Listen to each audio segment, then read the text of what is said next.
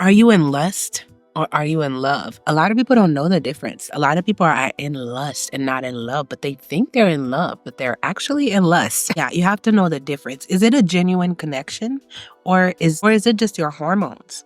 Let's talk about it. In today's video, we are going to know the difference on how to discern if you are in love or if you are in lust. First, hey friend, welcome to my channel, Creating Elude Mental Gems. This channel is dedicated to leveling up in all areas of your life.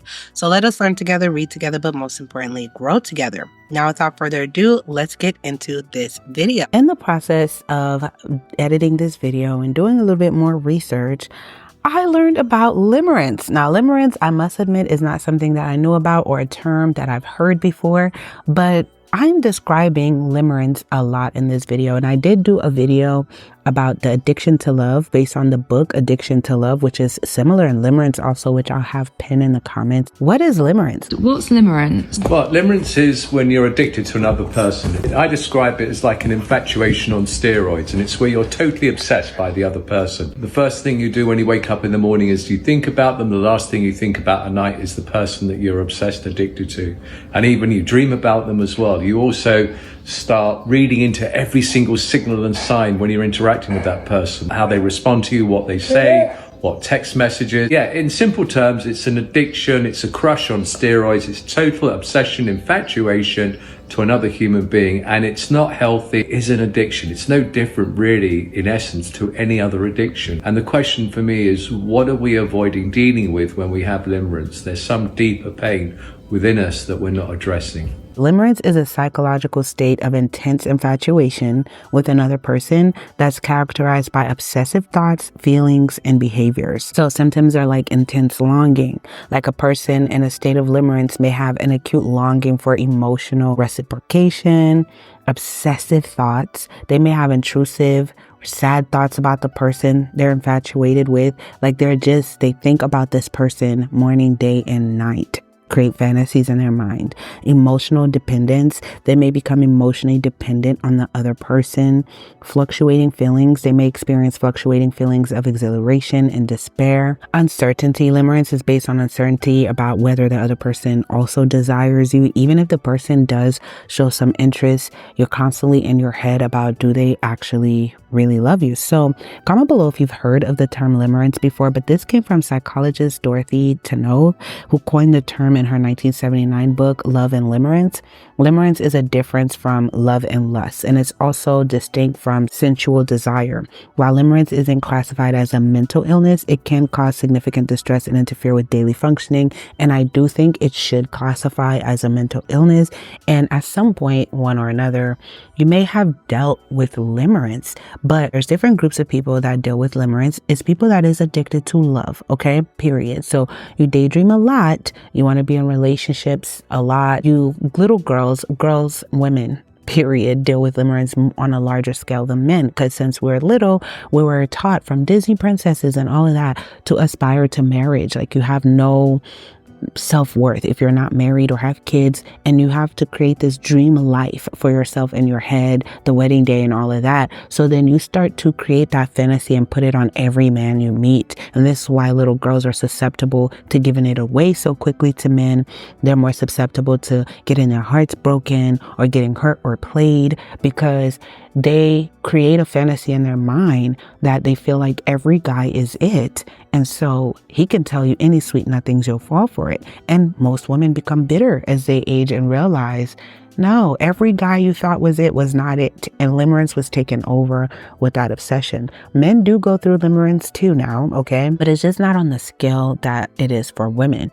But the second group of people that go through limerence are people that are in affairs. If you're the mistress or the second lady, the side chick, vice versa, the men that have these affairs too have limerence, the ones that will leave their wives. And this is why typically they say you lose them how you get them, because if you got him through limerence because of limerence and he got you through limerence also, eventually it will fade.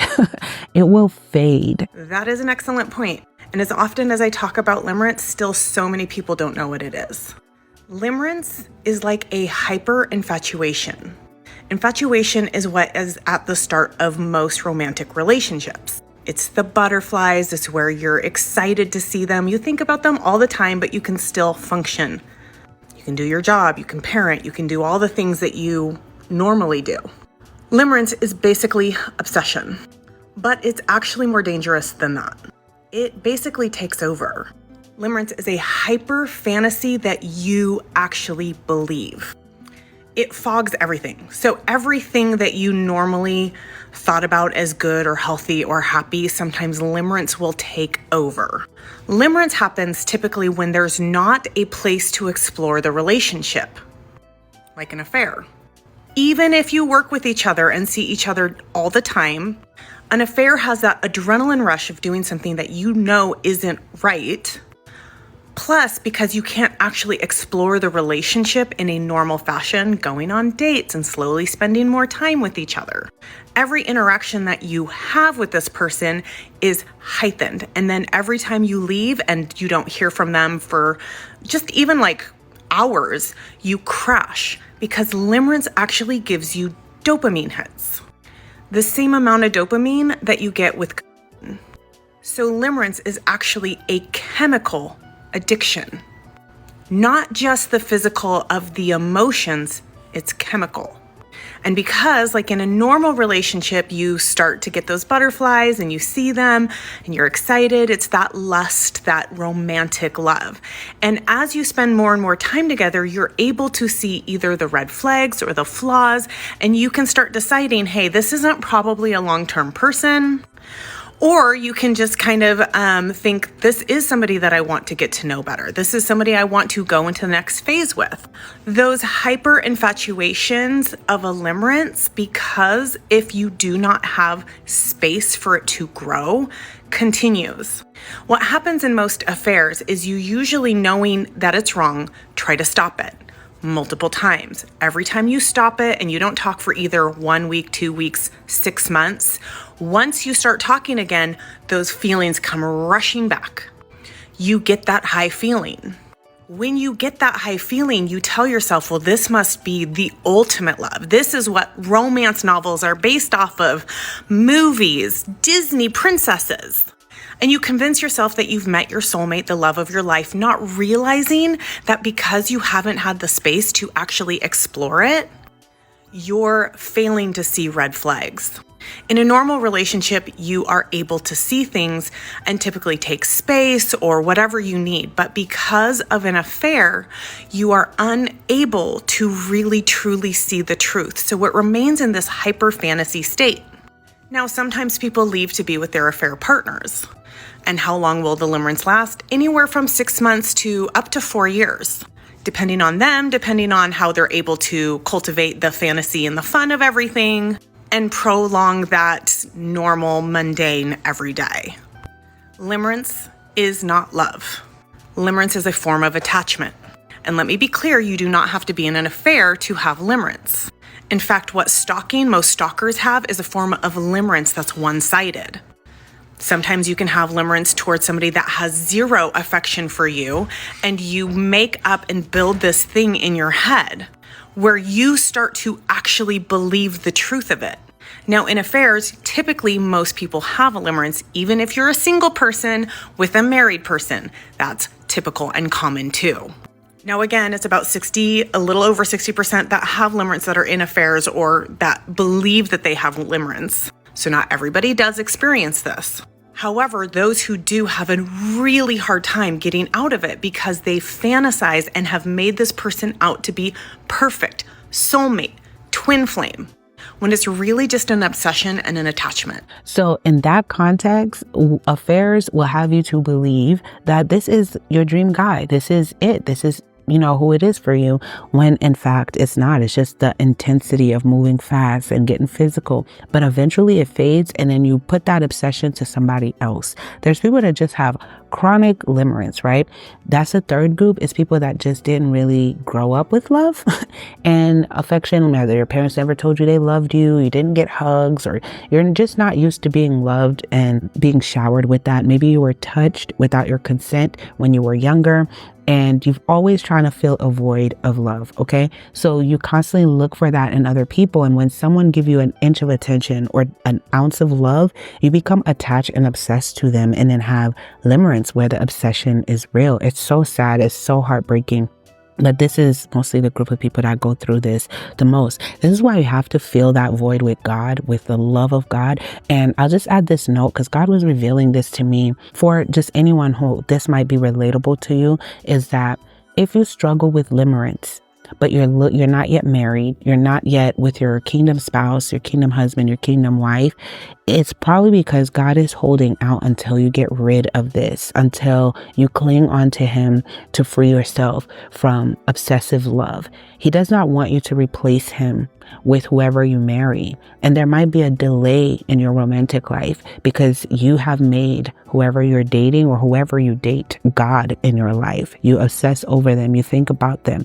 And the Lord doesn't want you to be in that state because it is very dangerous, it is toxic, and it pulls you away from God. And if you're already married, but you still have limerence, there are people that are still, they're married, they're not doing anything sneaky, or there's no sneaky links. That's their husband that they have limerence with, their wives that they have limerence. They obsess and everything is my husband, my wife, to where they live their whole life, their whole being is around their spouse and have nothing else going for themselves outside of their marriage.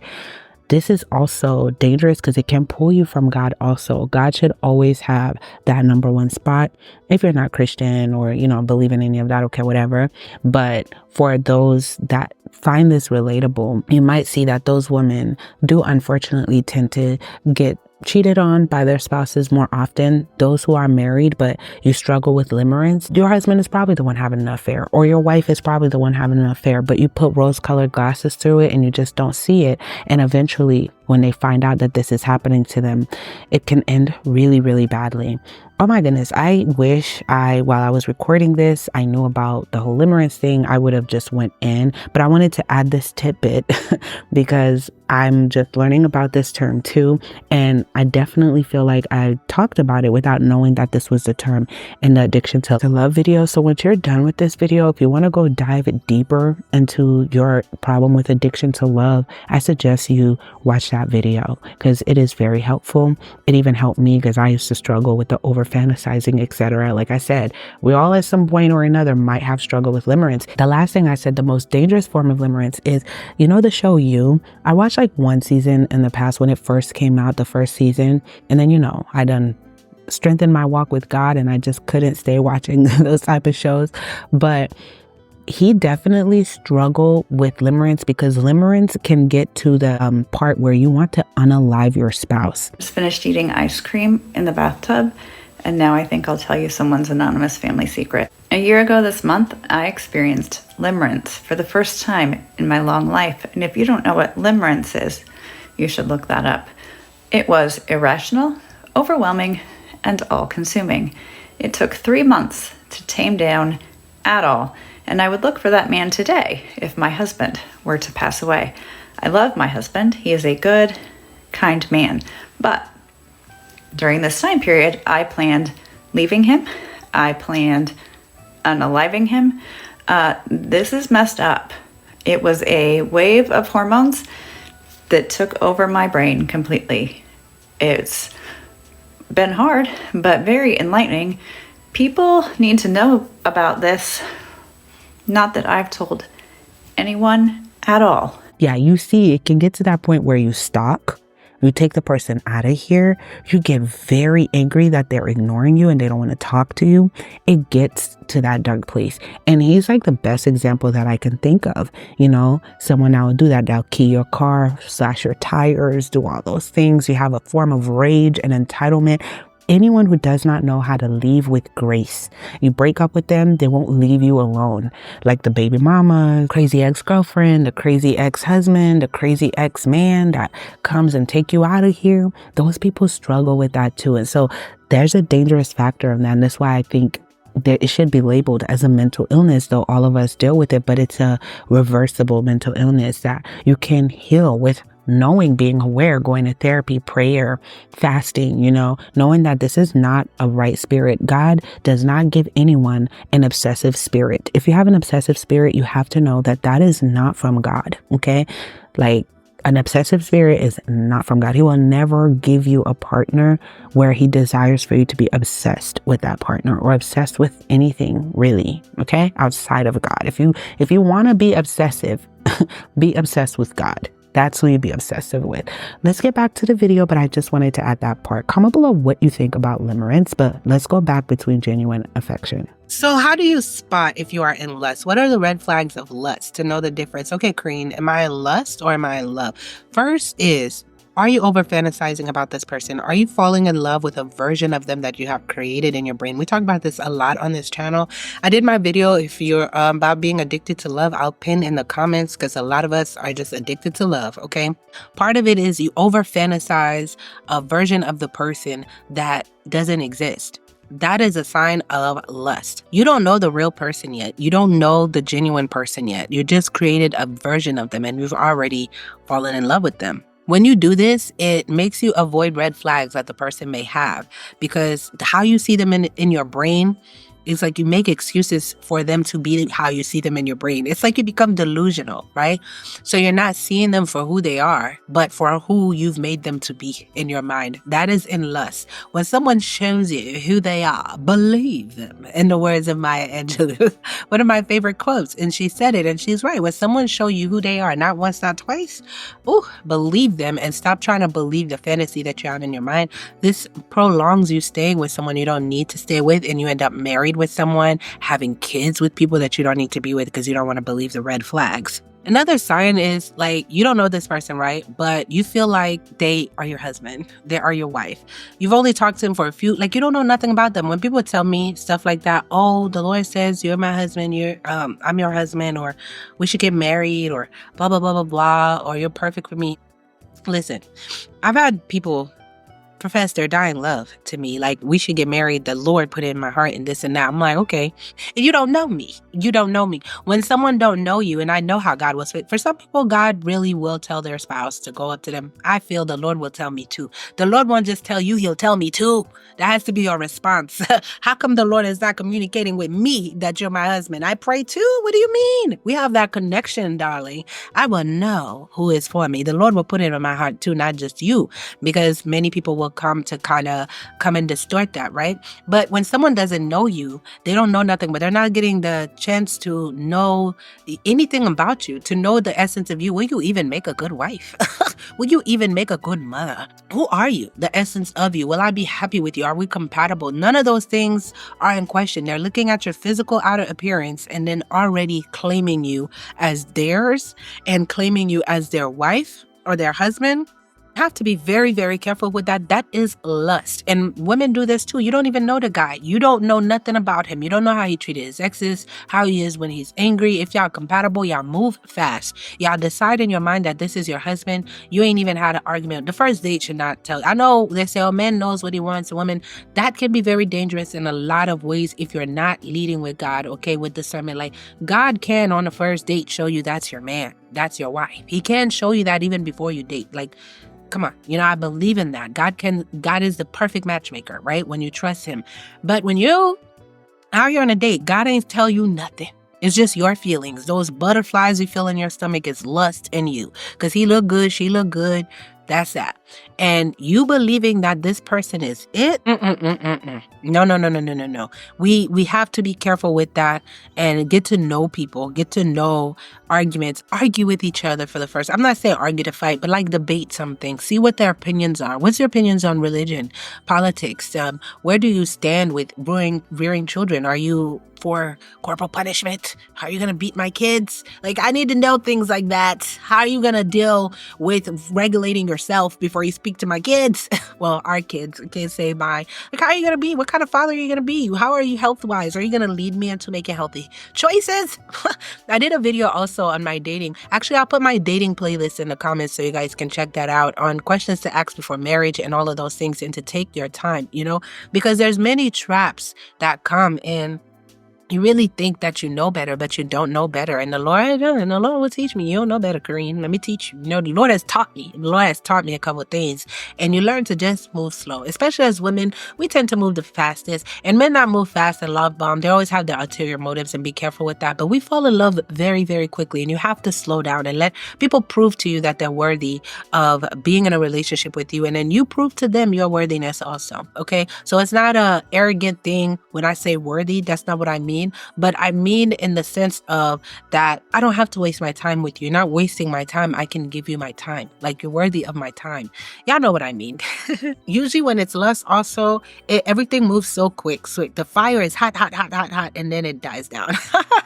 Everything moves so quick, so passionate, so this, so that, and then it dies down. And when it dies down, it's like, Now the person who's addicted to love will find another victim, another person that has to be it. That's my husband, right? Just jumping from person to person. But you find that the fire burns hot and it burns quick, and then it dies just as quick as it burnt. And then also when it's lust is obviously when it's rooted in intimacy that's not intimate. Intimacy outside of the confines of marriage, basically, or celibacy and stuff like that, is moving very quickly. It's rooted in that their body turns you on, their touch, their this, thoughts of them physically and stuff.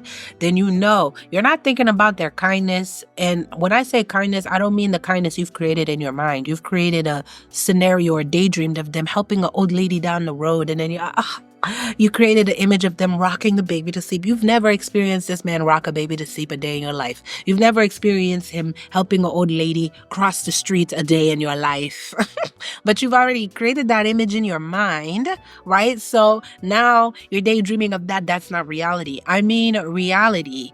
If you're going to daydream of the reality of that person. The reality is, okay, yeah, I might not have witnessed him with kids, but what have I witnessed him do that is kind that I can think of? That is that if his actions are not matching how you would want your spouse to be, or what Christ would want for you, walking in his will, because God will reveal to you the type. You pray for that. Reveal to me the type of man is for me, the type of woman is for me, so that I can know which ones to avoid. Pray for that. It's in God's will for you to avoid the devil's traps. He can teach you how to avoid them, right? Check out my dating playlist. I'm telling you, I made all the mistakes so you don't have to. You can pray for that type of discernment and the Lord will show you, okay? But if it's rooted in passion, if it's rooted in intimacy only, and there's no substance, there's no Christ is not the head of it, red flag. I told you, God is not going to send you your dream spouse that leads you to sin. God is not going to send you anyone that brings chaos to your life or leads you to sin. That's not how God works. He will not work like that. He will not ask you to do anything that goes outside of the boundaries of what God asks you. Why would God do that? Why will God do that? Ask yourself, why would God do that? If the person, he or she, is leading you away from Christ, they ain't from Christ. He would never do that. He would never do that. And those lustful conversations is not from Christ. So that's not it. That's not your dream spouse, okay? And then you gotta pay attention to super intense attraction, right? That's lust. And I mean attraction physically. You want to touch them, be close to them. And a lot of people conflate that and think it's a genuine connection in this. No, connection stems from knowing and talking and spending quality time with each other.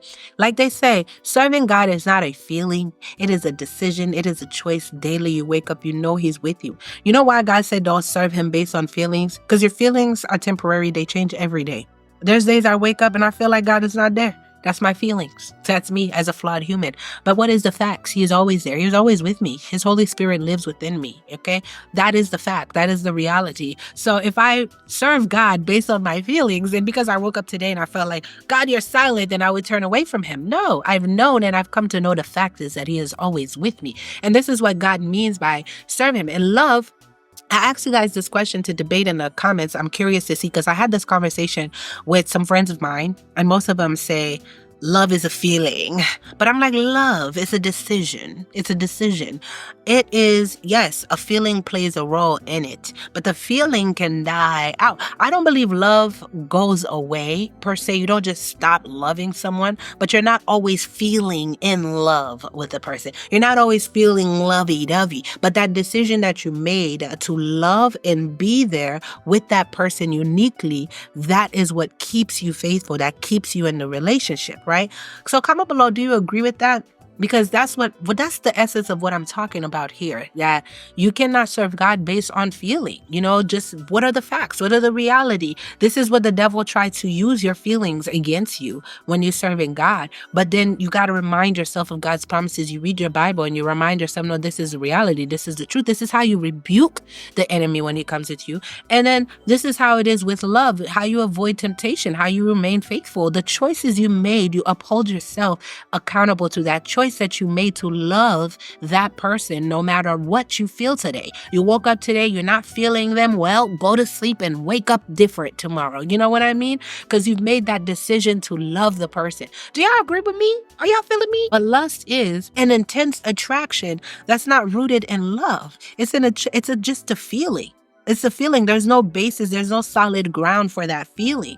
Now, a solid ground for that feeling is familiarity. We know each other. We talk, we communicate. I'll say now, even with friends like Jonathan and David, they knew each other like soul tied. You know what I mean? But in the friendship, not in the debasing way, sensual way. But they knew each other in that sense where they had history, right? Love is history. Like, I don't believe when I just know you like that and you're saying, I love you right away. Like, ooh, yeah, I love you in Christ. I do love everyone in Christ. That's genuine. I don't walk around hating. I that is possible because some people don't understand. Like, people would even ask me, why you always say I love you to all your subscribers? I do. I don't even have to know you. I know when I'm watching one of my favorite creators on here, I know if I sit and faithfully watch you, I love what you're giving me. And I know if you could know me, then I'm your tribe. I'm your tribe. There's people you watch. You should be watching people that in real life, could I vibe with this person? That in real life, will we be good? It's a spiritual love. You know what I mean? And God calls us to love everybody with no strings attached. It could be a random stranger in the street. I love you. That's nothing. That's not what I mean. But to be in love is something different than to love. Do you know what I mean? Intense attraction is just not love. It's just rooted in passion and lust and stuff like that. So I'm very wary when someone is too intensely attracted to you to where it's like they can't control themselves. They're in heat. They're this and that. It's like, that is lust. That's not a genuine attraction because we don't move by emotions here. We have self-control. Because if you're in the body of Christ, you can't call yourself a man of God, but you have no self-control. You can't say that for yourself too if you're a woman of God and you have no self-control. You forgive yourself for the times that you lack no self-control. You know what I'm talking about. Forgive yourself for those times. But as you're moving on, you pay attention to the fruits that people bear. A lack of self-control, that's lust, okay? And that is someone that's going to lead you to sin, and that is not your partner. That is not your spouse, because God will not send you somebody like that. God will send you someone that respects your boundaries. If you're already married, you already did y'all thing, that's different, find God together or whatever. But if you're in the dating world right now, let that be a requirement for you, that whoever you speak to will not lead you away from Christ. Period. Another thing with lust is that lust makes you feel like right now, urgent. I need to do this now. I need to talk to him now. I need to talk to her now. There's no patience. There's no time. You're moving in speed, like things are gonna fly. That's lust, right? But love is patient. Love is kind. That's love, right? With the patience, we can wait. What's the rush, darling? What's the rush? He's moving every form of intimacy. He's not building the connection or talking. He feels annoyed by how slowly things are happening. No, that's how you can test people too, to just allow things to move slow. Can we be friends? If you're dating for marriage, you're planning to be with this person for the rest of your life, there should be no rush in a dating stage. Let us know each other, because that is a huge commitment. My children will come from your baby makers. Sir, let's take our time, please. Do not rush me. Do not put me in a place where I feel like I have to right now. Let's slow down. Let's talk, right? Because God don't work on your timetable. And listen, there's no time clock for God, all right? So don't rush me. Do not rush me. And also, once you start to, how you know it's lust, you prioritize them over everything. You sacrifice everything else over them. Like, you skip work for them. You skip school. You oh my goodness, when little kids fall in love, those little teenagers or whatever, there's been stories where they'll even take out a parent because the parent tell them, you're grounded, you can't go out to see him. And then the boyfriend came. Y'all know that story with that girl. I can't remember her name, but her and her boyfriend, because her mom forbid her from seeing her boyfriend, and they both conspired and killed the parents. It was just atrocious. But it's in lust. You'll do whatever to see that person. It will drive you to do that. It's literally a spirit. Lusting is a literal spirit. It will make you forget yourself. You'll skip out church. All of a sudden, every boundary, every morals you've ever had is out the window. Lust is very dangerous. It's a spirit of lust in relationship that will make you confused and think it's a genuine attraction. And then that relationship is a noose around your neck. And yeah, it may go well for some time, but I promise you it'll die down and you'll be like, what a mistake. Now, for a genuine connection, like I said, is authentic, intimate. It takes its time. It's patient. It gets to know you. You get to know it.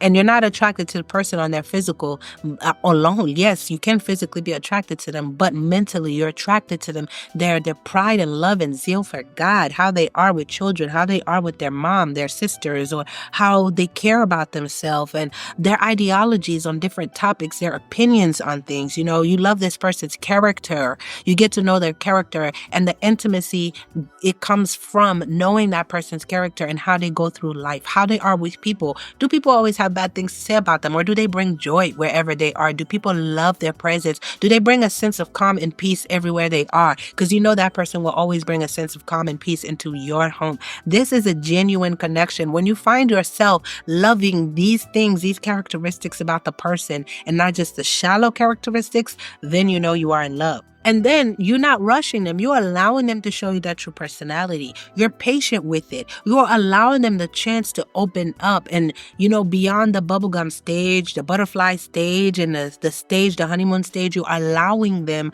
to teach you how to love them and who they are. And you're patient with it also. That is a genuine connection. And then you don't try to create a fantasy about them, but you accept who they are, who they show you. Like Maya Angelou, again, is someone that shows you who they are. Believe them. I love how she says it.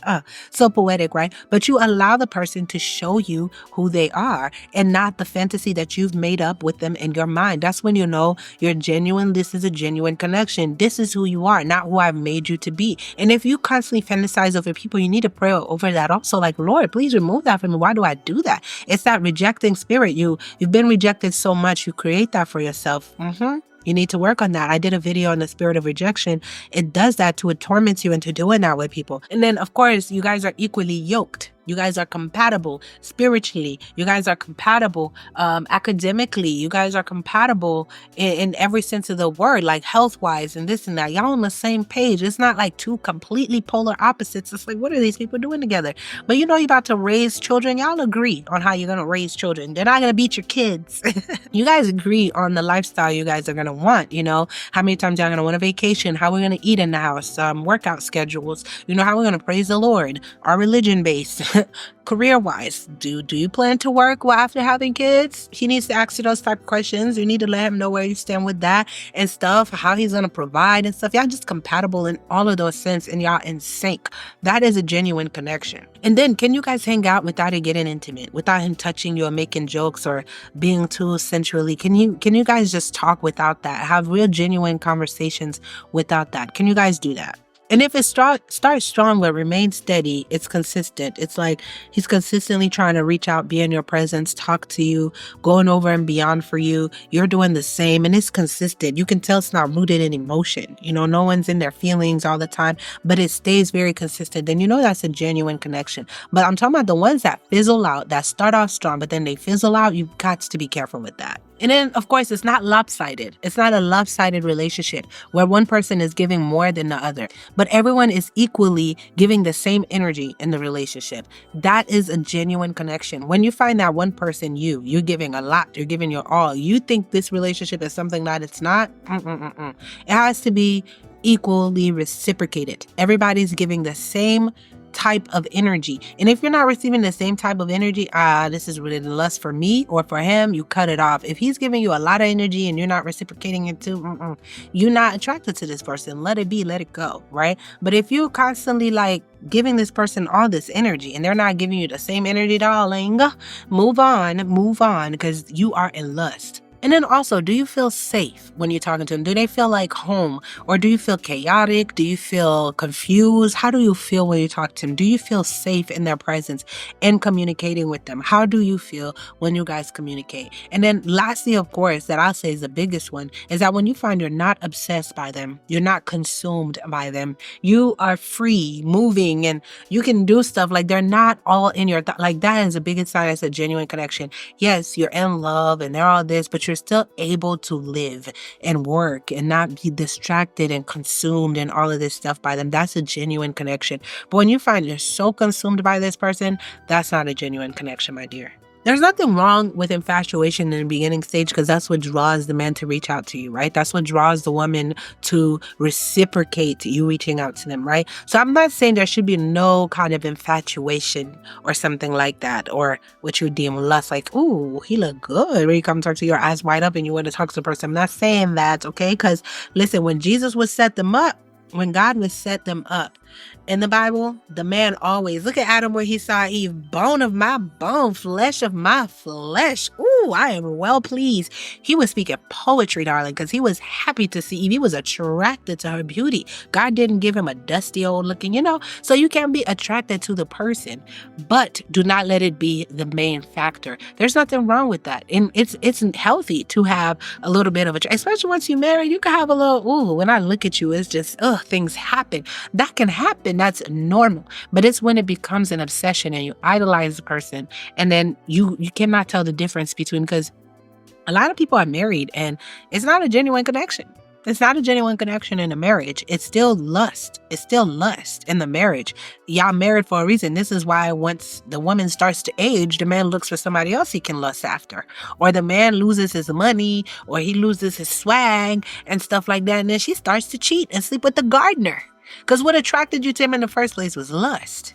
But then when they start to lose that value and that lust starts to die down, you look for another replacement, another partner. So that happens all the time. Comment below your opinions on that. I love you guys so much. If you watch until the end, put some flower emojis in the comments and comment below what other videos you guys would like me to do. I will see you guys in the next one.